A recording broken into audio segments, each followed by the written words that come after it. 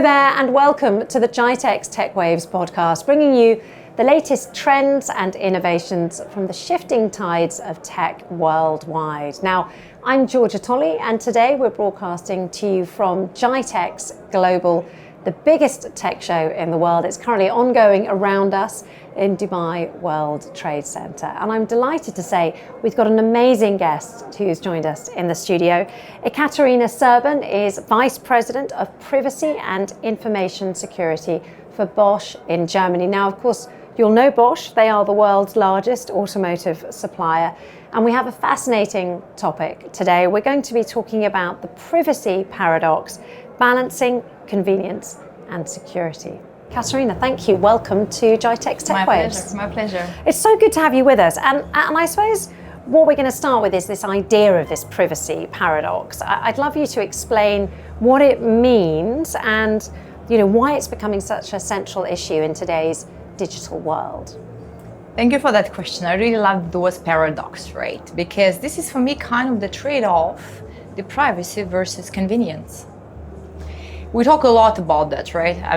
I guess the last days I haven't seen anybody talking about the security and privacy and data, how it's important. But at the same time, we turn on our phone because we have to go somewhere and we put our location. It's a tracking mechanism because it's convenient. So this is for me example of the paradox. We trade off our data and the way for the convenience. Let's take the example, because I want to make it a bit tangible, right? The example of the online shopping, right? Fantastic. We want to get the latest update about the products, maybe about some models of the car or maybe the shoes for the women and dresses, and the same thing, right? So the company is collecting the data in order to customize what we are really looking for and what we need. It's again a trade-off. We give the data, but at the same time, of course, we use it for the convenience in this case. And for me, this is the paradox also, just to realize that yes, we talk about this, but when you come to this day-to-day business, sometimes it's very hard to really to say, is it the right or the wrong way to kind of deal with that on the really basic daily life?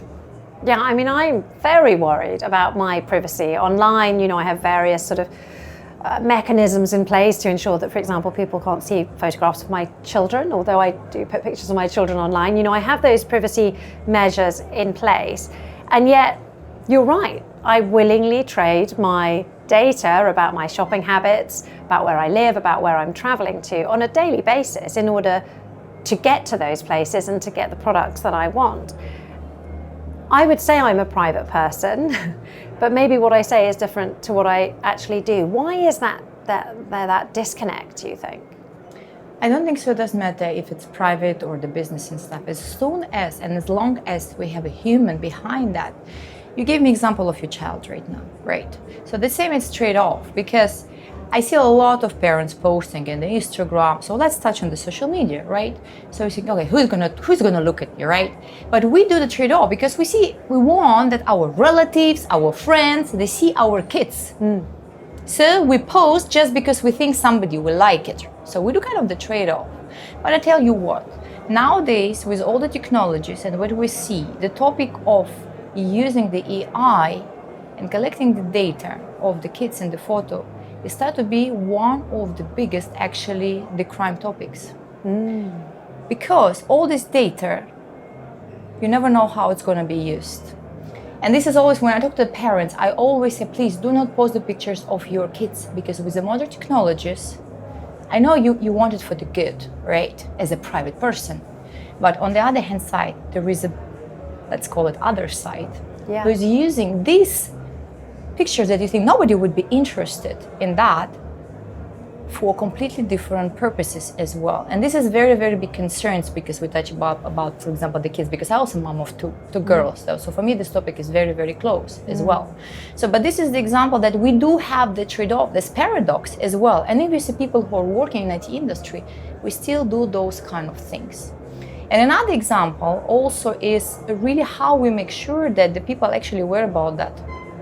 And people can be aware and really understand when it goes deep in their heart. So do you think in part that it's a lack of imagination and a lack of comprehension that leads people to make these mistakes online, if we describe them as mistakes? I don't think so. It's lack of kind of the comprehension. I think it's lack probably understanding what might come out of that. If you're in this industry, you understand, let's say it like this, in IT related industry, you understand certain things around that. But once we're out of that hole, many people there, they work in different industry. They're doctors, they're engineers, right? They're policemen, whatever, they're teachers. They're not exposed to this understanding what actually can happen.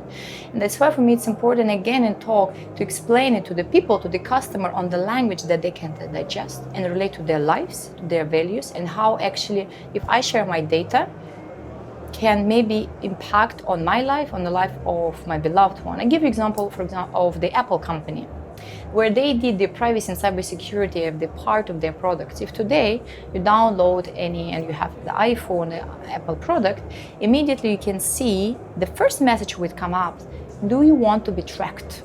And you can decide. And that's for me example where the companies are making it transparent. You can decide. The company is telling, I have ability to track you and everything what you're doing. Do you want that or not? And this is really something that transparency and give opportunity to make the choice. And this must be something that you guys are considering very closely at Bosch, as all technologically minded companies need to, because you have to balance the need to collect data to improve your services, with that responsibility to protect user privacy. Correct. How do you make those calls? It must be very difficult.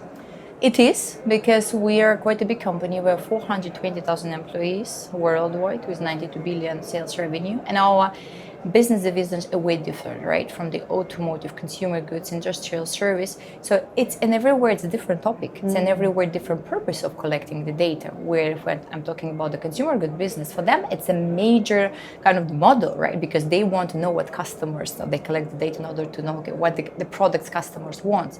Whereas automotive, it's different because we need certain data to understand the topic, for example, autonomous drive, right? How we have to customize, to configure certain things. It's a way different, and you're right. So there is no like one recipe that fits all, of course. And that's what makes beauty of that, because it's always challenging. But we always see that importance of this as a, I would formulate first the trust, the topic of trust, right? Because this is a brand, German brand, which is well known. And when people buy our product, we need to make sure that they even do not think about these kind of things, right? So everything should happen behind the scenes. So that's why we pay a lot of attention to put all the privacy topics, information security right from the beginning when it's in development stage, especially if we implement certain products globally as well. So that before any product is released, we make sure that it's compliant and customer can really trust our brand. Because if they don't trust the brand, whatever they do, then it's going to dissipate. Well, it's very hard to gain trust back once it's gone as well. Now, of course, I'm going to look at your job title again. You are the privacy and you're Vice President of Privacy and Information Security. Do you think most big multinational companies have someone who is in a similar role to you? Do you think most companies are doing enough? Yes and no, of course. For sure, and nowadays, in the bigger corporations, of course, we do have these roles. It depends on the company setup, because it's very different how the history was of the company and the size of the company, of course, because the one thing you're talking to the bigger corporation or the smaller part. But very important is to realize, starting from the startups to the huge corporations, never compromise. As soon as you enter the topic of data, which is actually the main assets nowadays, you need to make sure that you have a team or experts equipped to that. And it doesn't matter, again, if you're a small startup or you're a big corporation. Yes, probably the scale of your team or expertise should be larger, that's for sure. But you always need somebody who is taking care of that topic and can really support to make sure whatever product you are releasing on the market is compliant and secure. Do you think that so obviously there's a sort of internal desire to get it right for your customers, but ultimately there are also government regulations depending on where you're based. Do you think the current privacy regulations, such as GDPR, or you've got the CCPA, do you think they're getting that balance right? Do you think they're striking the right balance between convenience and security? Or is there more that needs to be done? Do you think, governments and regulatory bodies need to get more involved in order to protect consumers from the companies that aren't getting it right? This is a fantastic question. This is like my daily bread, I would say. I can imagine. And normally, instinctively, I think private companies would say, no, we don't need more regulation. I mean, you can see that's the main aim of almost every single industry at the moment. OpenAI are doing it constantly, like, no, we're policing ourselves, there's no need to get involved. There, of course, now the last 5-6 years, we witness a lot of regulations coming up in Europe and outside of the Europe, right? You mentioned GDPR was probably one of the first, did wow effect, right? Because it really was like, okay, we're gonna do something about the privacy topic. But nowadays we talk these days also about the cybersecurity resilience Act, AI Act, and many other regulations in the countries who are following the path. You cannot just say it's one regulation or two. There are many of them, and you have to comply with all of them. I would say we're taking it more wisely in terms of we have to do that. Yeah. And I would like to look in this topic of regulations in the way as a traffic light. Traffic lights are necessary for road safety. Yes, it slows down in certain part of the road, but they're necessary for that. So for me, the part of the regulations is the same. Yes, it might slow down, but we need it as a regulator in this digital highway. We need this kind of things. Working across so many jurisdictions, you must notice the difference between the way in which regulation is impacting in certain areas. There's a really difficult kind of dichotomy there, because of course countries like the UAE, they want to race ahead. They want to, be the first. They want to enable business. They want to enable entrepreneurs, and yet regulation is going to slow them down. So it must be quite difficult for countries to decide when and what type of regulations to bring in.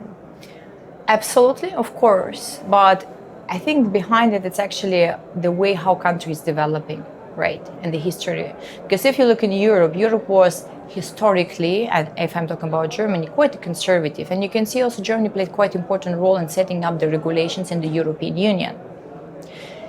And of course, if you look in US, and especially right now, like always example of Asia and the Middle East, right? Because they're trying to find this healthy balance of the regulation enabling the business as well. So learning from the others did, or probably they did not, right? And trying to take best out of that. And at the same time, really kind of, bringing everybody on the same table.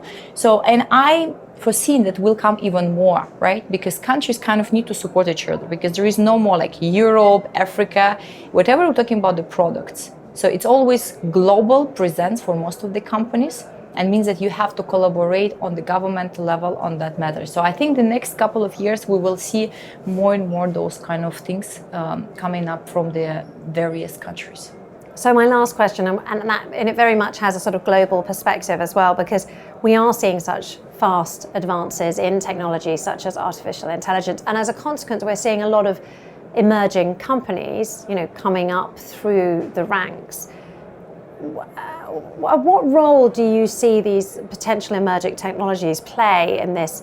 What part do you think they'll play in this privacy paradox? Because AI is going to make it even harder, isn't it, ultimately? Of course, but this is a part of our world right now, which we cannot neglect anymore, and we cannot just say, okay, I will do it ad hoc, probably, right? And that's why today we pay, and we talk about this today with you. Probably 3-5 years ago, it was even not the topic to discuss. It was never in the topic in the agenda of the board level or any management as well. Now we're talking about this because this is the future that company, if you don't have it, then you will fail. Your company will not exist anymore.